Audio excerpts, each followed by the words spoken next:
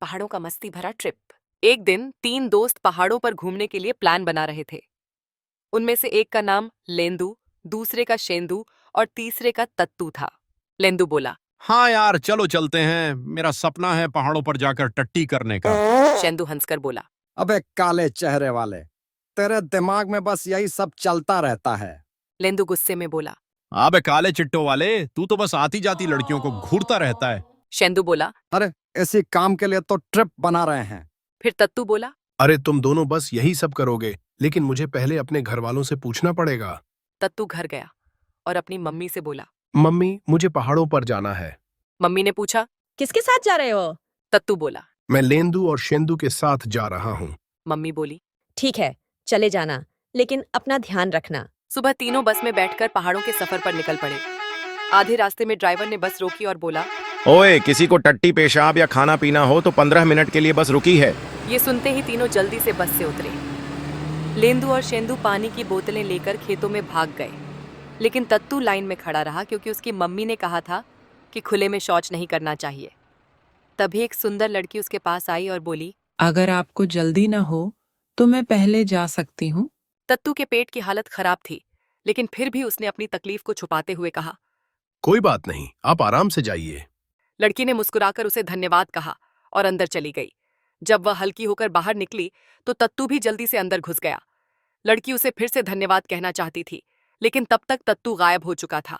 जब वह बाहर आया तो देखा कि वह लड़की एक लग्जरी बस में बैठकर चली गई। थोड़ी देर बाद वे एक ढाबे पर रुके। तत्तू ने कहा। चलो यार, पहले चाय और कचौरी खा लेते हैं। शेंदू ने इशारे से छोटे लड़के को बुलाया और 500 रुपए देकर कहा। 2 चाय और एक में जामाल गोटा मिला देना। लेकिन गलती से छोटू ने दोनों चाय में जामाल घोटा मिला दिया। तीनों ने चाय पी और फिर वापस बस में बैठ गए। थोड़ी देर बाद जामाल घोटा का असर लेंदू और शेंदू पर होने लगा। पेट में दर्द उठने लगा और गंदी गंदी आवाजें आने लगी। लेंदू ड्राइवर के पास गया और बोला। बस रोक, मुझे टट्टी करनी है। ड्राइवर बोला। बस पहाड़ों में पहुंचकर ही रुकेगी। लेंदू वापस अपनी सीट पर आकर बैठ गया, लेकिन दोनों दोस्त अपने पेट को कसकर पकड़े हुए थे। तभी बस एक गड्ढे में उछली और दोनों की हालत बिगड़ गई। लेंदू की पिचकारी ड्राइवर पर गिरी और शेंदू की कंडक्टर पर। ड्राइवर गुस्से में चिल्लाया। ये क्या कर दिया रे? दोनों बोले। हमने तो पहले ही बताया था। ड्राइवर ने गुस्से में बस रोक दी और दोनों भागकर खेतों में जाकर हल्के हुए। सभी यात्री खिड़की से ये नजारा देखकर हंसने लगे। किसी ने कहा। गजब का नजारा है, पहाड़ों के पहाड़ टट्टी कर रहे हैं। ये सुनकर तत्तू जोर जोर से हंसने लगा। आखिरकार वे पहाड़ों तक पहुंच गए और होटल लिया। लेंदू और शेंदू ने फिर से जमकर टट्टी की, जबकि तत्तू आराम करने लगा। अब उन्हें पहाड़ पर ट्रैकिंग के लिए चढ़ना था। पहाड़ काफी बड़ा था।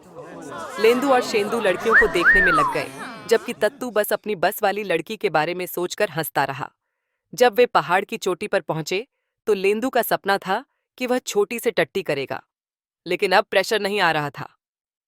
शेंदू ने उसे एक गिलास जामाल गोटा वाला पानी दिया और कहा। अब तेरा सपना पूरा हो जाएगा। लेंदू ने पी लिया और तुरंत अपना कच्छा उतारकर पहाड़ की चोटी पर बैठ गया। जैसे ही उसने टट्टी निकाली, उसी समय वह सुंदर लड़की वहां से गुजरी और उसे देखकर हंसने लगी। लेंदू की टट्टी पहाड़ से गिर गई और वह शर्मिंदा हो गया, लेकिन चिट्रों का खेल अभी बाकी था। शेंदू ने हंसते हुए कहा। हा हा हा हा हा। अबे लेंदू, तेरा लेंदू भी पहाड़ से कूद गया। लेंदू गुस्से में तत्तू से बोला। अबे तेरा रोमांस हो गया और मेरी टट्टी नीचे लुढ़क गई। यह देखकर तत्तू उस लड़की के पास गया। लड़की ने उसे देखा और कहा। याद है, जब मुझे टट्टी करनी थी तो तुमने मुझे पहले जाने दिया था। लड़की काफी मॉडर्न थी। उसने तत्तू को गले लगाकर धन्यवाद कहा और दोस्ती कर ली। यह देखकर लेंदू का फिर से प्रेशर बन गया और उसने कहा। वाह तत्तू, क्या किस्मत पाई है तूने। सीख।